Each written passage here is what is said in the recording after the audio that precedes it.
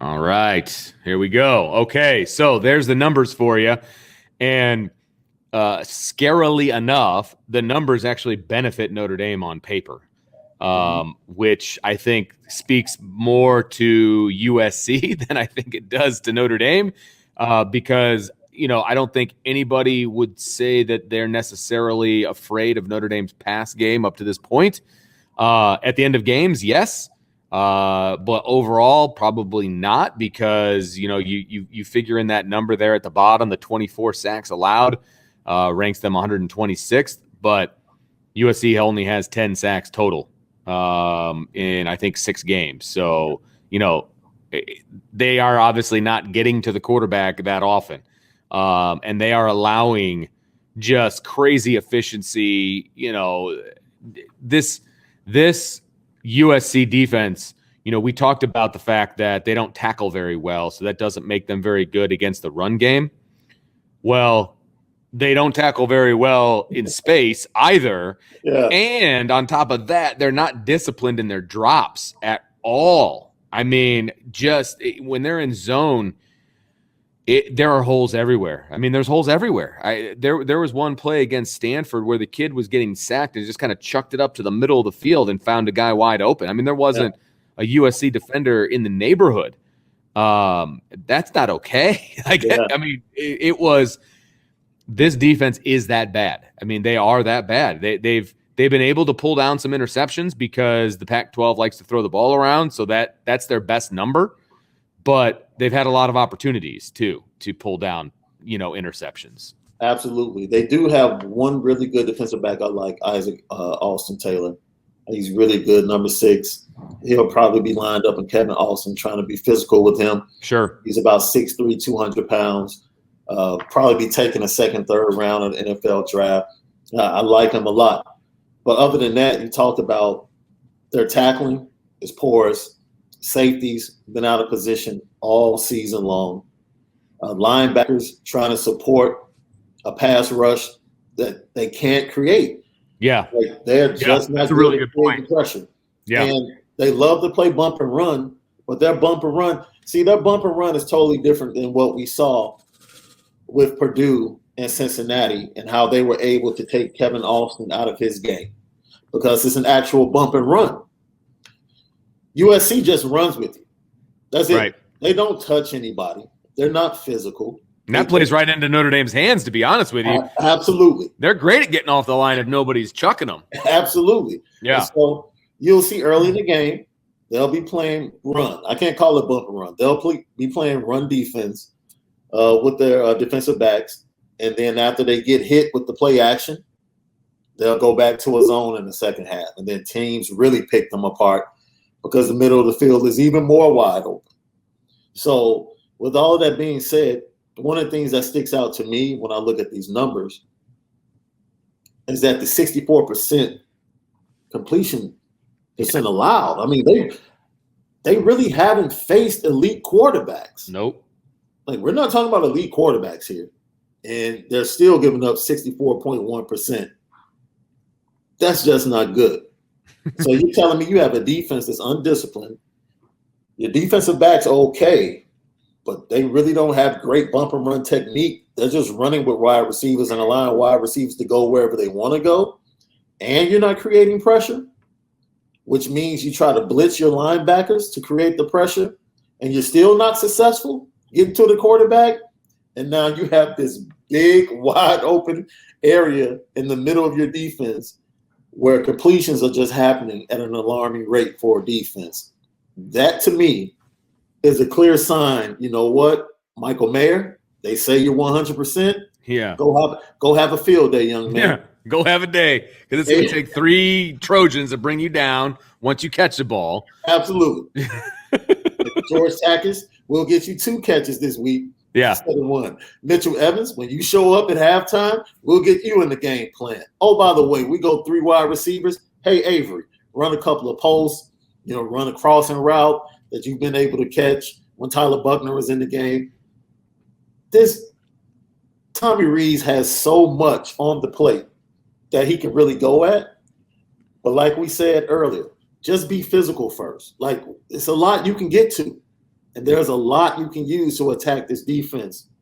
But be disciplined in your play calling and allow your running game to set everything up. Yeah. And then when you get to the second and third quarter, you can go do whatever you want to do. Because I believe at that point in time, they'll let go of the rope as a defensive unit.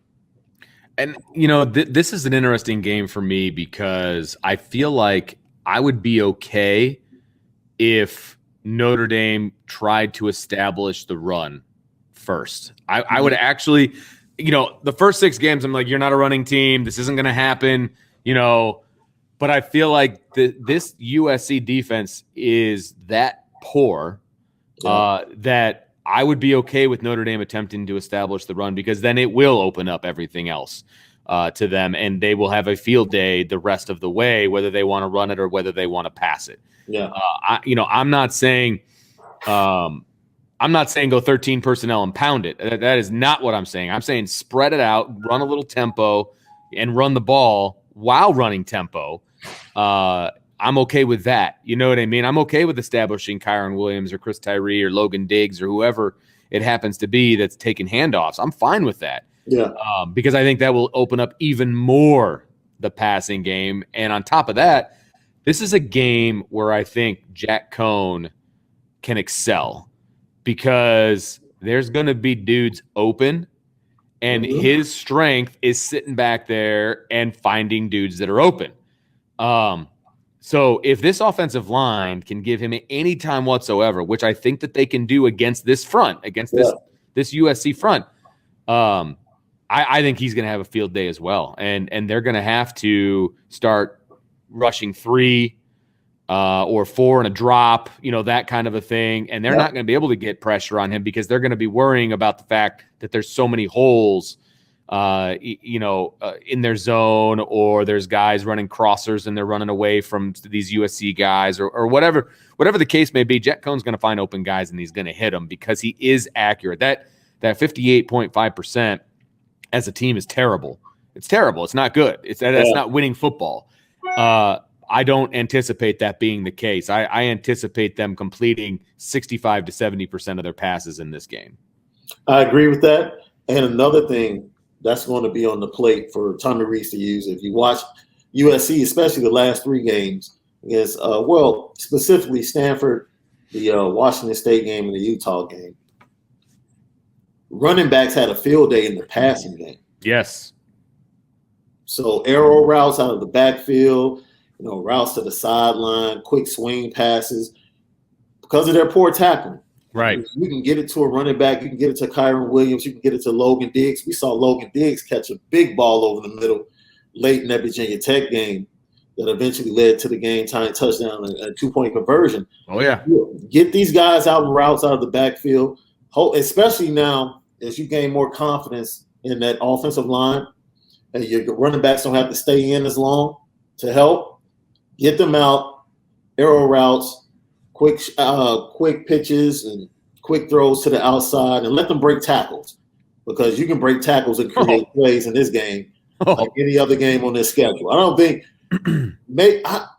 for me, if I'm an offensive coordinator, I'm looking at the rest of the schedule. Mm-hmm. This is the team I want to call plays against. Right. Out of all the defenses, you talked about the defenses we're going to face for the rest of the season. This is the one that I would target and say, this is going to be a fun Saturday night for me. This is going to be on my resume tape right here. Yep, absolutely. And I, again, we talk about USC being undisciplined. I mean, this is a perfect opportunity for some screens, running back screens. And because, USC is going to be rushing the passer and they're, oh my gosh, we're getting through. And then you're just going to dunk it right over the top. And I mean, this is the perfect defense to run screens, not just to the running backs, but also to the wide receivers. Even run a screen to the tight end. That's fine too.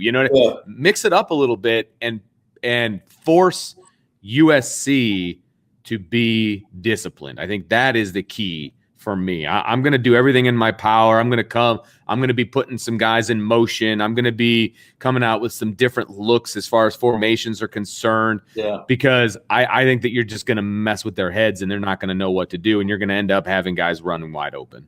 And I think one of the things we saw that I thought was creative, and I don't know how many people actually gave Tommy Rees credit for it. We saw him put the tight end and Kevin Austin inside in the 4 wide in the 13 or the 4 wide set, which I thought, yes, move Kevin Austin around. Stop putting him in the same position. Finally. Where people actually allow a defense to have to find where he's at, put him against the nickelback, put him against the safety. Yes, absolutely. Absolutely. Plays. So now imagine last week that was without Michael Mayer. So now imagine trying to do that with Michael Mayer. Who do you double? Who are you paying more attention to? And now Braden Lindsey and Avery Davis can have field days on the outside. Exactly. They can have field days on the outside because it's going to be man-to-man. The safeties have to pay attention to Michael Mayer, right? And you're going to give Kevin Austin single coverage in the slot. These are the type of creative things that Tommy Rees can do to make everybody better. Right. And we've seen him. We've seen him put Michael Mayer on the outside against a corner or against a safety. Yeah. That win Notre Dame, move him around. You move all those guys around a little bit, you're going to find a matchup that you like. Yeah. There's no question about it. Go trips to one. They did this. I forget which game it was, but they had trips to one side and they had Michael Mayer all by himself on the other side, and he was one-on-one, man-to-man. Why would you go anywhere else? You know what I mean? Like, absolutely. Everybody in the stadium knows you're going to 87. Stop it. Yeah. Sometimes again, it just makes too much sense. Yeah. So, and we're just like we asked for the offensive line to just give us energy and give us effort, and that's all we're asking for. All I'm asking Jack Coan to do is to be himself. That's it. Yep. That's all I want you to do. Don't try to be Tyler Buckner. I'm grateful that you were able to scramble to the right, buy some time, and complete that 2-point conversion to Kevin Austin. Yeah. That's great. That's not you. That's a once-in-a-lifetime play for you, Jack Coan. Yep. All we want you to do is to survey and be able to navigate the pocket. Move up, move to the side, move to the left, to give yourself just a little bit of time and be accurate with your throws and get the ball out of your hand quickly. That's it. And then as the offensive line moves on in the game, the defense starts to tire, then take your time because you're going to get more time. And you should expect to have more time because USC can't rush the passer. Exactly. So this should be a very comfortable game for Jack Coan. He should be at his best. I agree.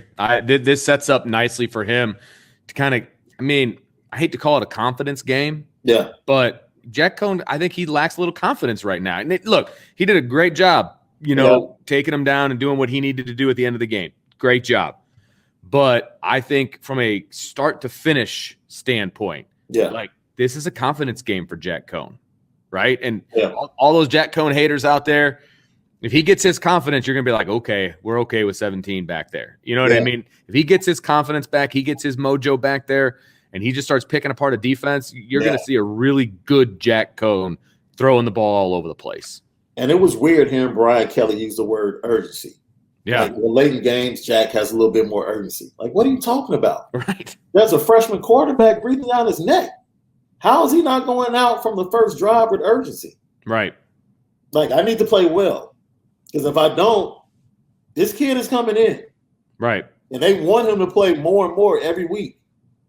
There's no way you can say that Jack Coan doesn't have urgency to start a game.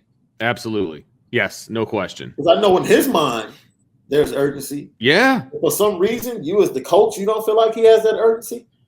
Oh, man, there's a disconnect there. Yeah, I agree. But maybe the game plan is not urgent enough.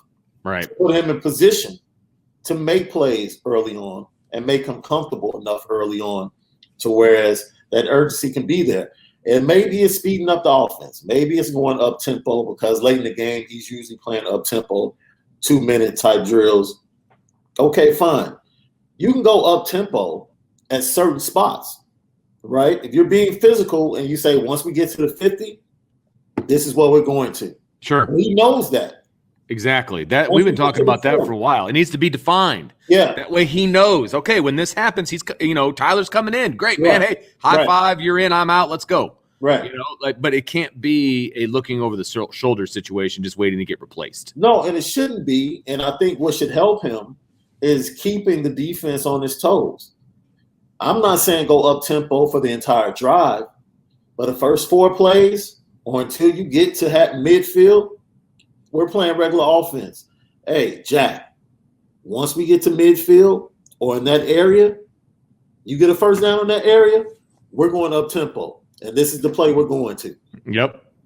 You already know. And just keep it going, keep it going. That changeup allows you to have an advantage on the defense. No doubt. It's not so much about doing everything for your guys. If you have the defense not knowing what they want to do, the advantage is already on your side. Right. So as an offensive coordinator, you have to create those type of opportunities, not just for your quarterback, but for your offense. Right. No question. So I'm for all of that. Up tempo, changes, bringing Tyler in a certain spot on the field, certain packages, red zone, like do everything. But all of this, taking Jack Coan out of his rhythm just because, right? That I don't support. Absolutely correct. Yep, could not agree more with that. So your advantage in this matchup goes to Notre Dame. Yeah, it has to. I'm sorry. Yeah, I just have no respect for this USC team or either unit. I just don't. Nope. And it's hard to. After watching them live, it's hard to have a whole lot of respect for this defensive. Yeah, and they're coming off a bye week just like Notre Dame. Right. It's an arch rival. True. I'm sure they're going to be fired up. For all accounts, they played better on the road this year than they have at home. True. So you're probably going to get an A effort for a small sample size of this game, probably the first quarter and a half. And then after that, I think fireworks. Yeah, absolutely. Notre Dame offense.